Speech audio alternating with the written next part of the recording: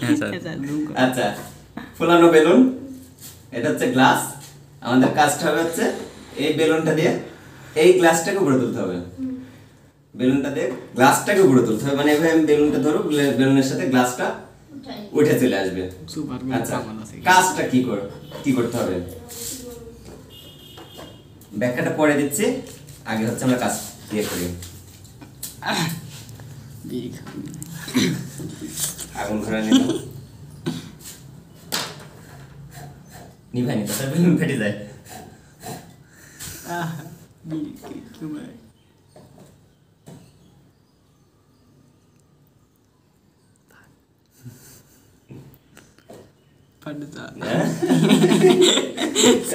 এই যে জাদুর মতো জাদুকর আকাশে কেউ ডাকি হচ্ছে তুলে দিবে বেলুন ছিড়বে তাও ইয়ার কেন আসতে কেন পড়বে কেন আরেকটু জোরে স্যার, আরেকটু জোরে, আরেকটু ধরে আরেকটু হচ্ছে কি আমাদের কথা ছিল কি আমরা বেলুনটা দিয়ে গ্লাসটা খুলবো, হচ্ছে কি যদি পড়ে আর বলে সমস্যা কি গ্লাস আমাদের না তো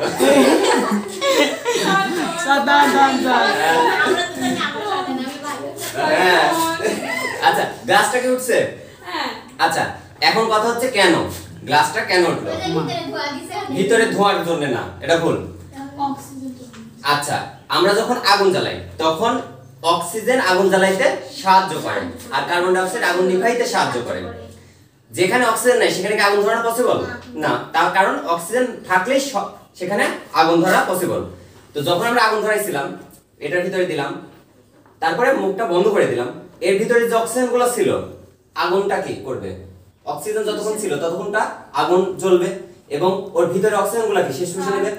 তার ফলে এখানে কি একটা ভ্যাকুয়াম তৈরি হবে। ভ্যাকুয়াম ক্লিনার দেখছি না আমরা, ভ্যাকুয়াম তৈরি হবে। তার মানে কি ভিতরে একটা টান বল কাজ করবে, যার কারণে ভিতরে অক্সিজেন গুলো হয়ে যাচ্ছে, তখন নিচের দিকে কি একটা টান কাজ করতেছে, যে চুম্বকের মতো যে করতেছে, তার কারণে বেলুনের সাথে এটা আটকে আছে। পড়ে গেল আর পড়বে কেন?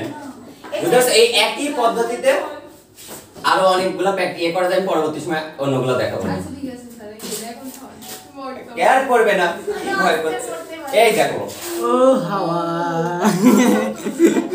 হ্যাঁ স্যার দেখবেন পড়বে, দেখবেন পড়বে ওরা কি ওরা পড়বে। আচ্ছা, এত কষ্ট করতেছি হচ্ছে না তাই না? সামান্য যদি লোক দিয়ে খালি করে দিই, এই ক্লাসে করাই দিলে করাই কাজ করছিল, যে লোক দিয়ে করছে। আর আমি আর আক্তার জামান সাহেবের টাইনেও খুলতে পারি নাই। ইয়ার গ্লাস হলে আরো বেশি আটকে যায়। তোমার কি বলে? না না না, স্টিলের গ্লাস হলে আরো বেশি শক্ত হয়। আচ্ছা, আজকে বাড়িতে ট্রাই করব। জাদুকর আকাশ